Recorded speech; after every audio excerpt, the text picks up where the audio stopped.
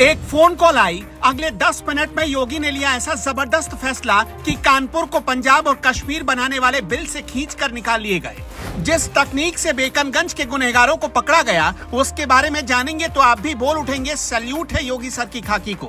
कानपुर की DM action में थी, एसएसपी एक्शन में थे, योगी तक खबर गई, एक आदेश आया और फौरन लखनऊ से चल पड़ा एक धाकड़ ऑफिसर। ये सब कुछ इतना तेज हो रहा था कि किसी को खबर तक नहीं लगी।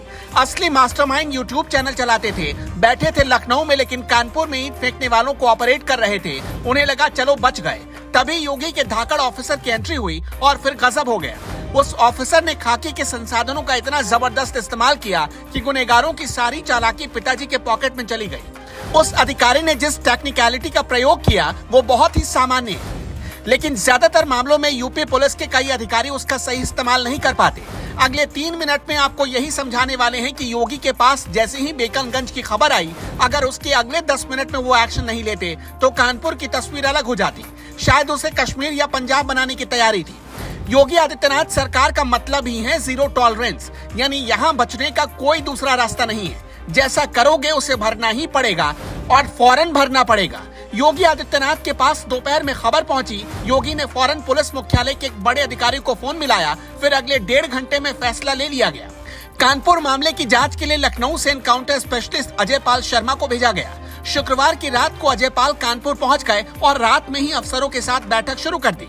शुक्रवार रात से लेकर शनिवार सुबह तक इलाके का भ्रमण करते रहे। देर रात तक उनकी मॉनिटरिंग में ही आरोपियों के खिलाफ एक ऑपरेशन शुरू किया गया। अजय पाल शर्मा ने सबसे पहले ह्यूमन इंटेलिजेंस को एक्टिवेट किया। इसके चंद घंटों के बाद रिजल्ट योगी सरकार की टेबल पर था।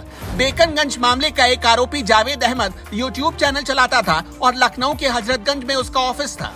इसी ऑफिस में सारे बेकनगंज के आरोपी छिपे थे। हयात जफर हाशमी जो कि मुख्य साजिशकर्ता था, जावेद अहमद खान, मोहम्मद राहिल और मोहम्मद सुफियान। इनके जरिए बाकी 35 आरोपियों की पहचान हुई। अब तक कुल 3 प्राथमिकी दर्ज हुई है, जिसमें 2 प्राथमिकी खाकी ने ही दर्ज की है, जबकि तीसरा यतीम खाना के पास चंदेश्वर हाते में रहने वाले लोगों ने दर्ज करवाई है। कानपुर के बेकनगंज मामले के बाद डीएम एक्शन में थी, एसएसपी भी एक्शन में थे, लेकिन तभी योगी आदित्यनाथ ने कहा कि नहीं, इस मामले की जांच के लिए किसी एक्सपर्ट की जरूरत है, ऐसा जो चुटकियों में इंसानी दिमाग पढ़ ले।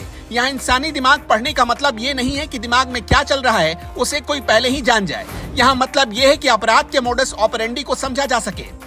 अब आपको ये भी समझना पड़ेगा कि जिस तकनीक यानी ह्यूमन इंटेलिजेंस का इस्तेमाल हुआ, आखिर वो होता क्या है। ह्यूमन इंटेलिजेंस को आप सुपर जीनियस कह सकते हैं, खाकी की भाषा में इसे मुखबिर भी कहा जाता है। इसमें अधिकारी अपने विवेक और अनुभवों का इस्तेमाल करते हैं। इसमें किसी अपराध के मोडस ऑपरेंडी का पता लगाया जाता है, फिर उसके आधार पर तय किया जाता है कि अपराधी किस हद तक सोच रहा होगा और उस पर रिएक्ट कर रहा होगा। उस अपराधी के आसपास रहने वाले लोगों के बारे में पता लगाया जाता है, उसकी साइकोलॉजी रीड की जाती है। ऐसे लोगों को पुलिस अपना मुखबिर बनाती है जो उस अपराधी के आसपास रहते हैं, फिर उनसे सारी जानकारी निकलवाती है। अनुभवों के आधार पर एक डेटा तैयार किया जाता है और फिर उसे अपराधी को पकड़ने के लिए इस्तेमाल किया जाता है। वैसे ह्यूमन इंटेलिजेंस ज्यादातर मामलों में सटीक ही साबित होते हैं। अब आप ये भी समझिए कि अजय पाल शर्मा के कानपुर पहुंचते ही योगी सरकार का मिशन क्यों कामयाब हो गया। दरअसल अजय पाल शर्मा 2011 बैच के आईपीएस अधिकारी हैं। 2012 में यूपी आए तो ट्रेनिंग में पहला मौका कानपुर में ही मिला। कानपुर के गोविंद नगर स्टेशन के साथ अटैच किया गया। कानपुर में अपने व्यवहार कुशलता की वजह से अच्छे संपर्क बनाए और बेकनगंज के मामले में उसी कॉन्टैक्ट ने अपना काम कर दिखाया। इसलिए योगी सरकार ने बड़ा सोच समझकर अजय पाल शर्मा को कानपुर भेजा था। योगी सरकार के इस धाकड़ ऑफिसर की जाबाजी, सोच और फौरन रिजल्ट देने की क्षमता पर आपका क्या कहना है? उसके स्टाइल पर आप क्या कहना चाहते हैं? हमें कमेंट बॉक्स में अपनी राय जरूर बताइएगा।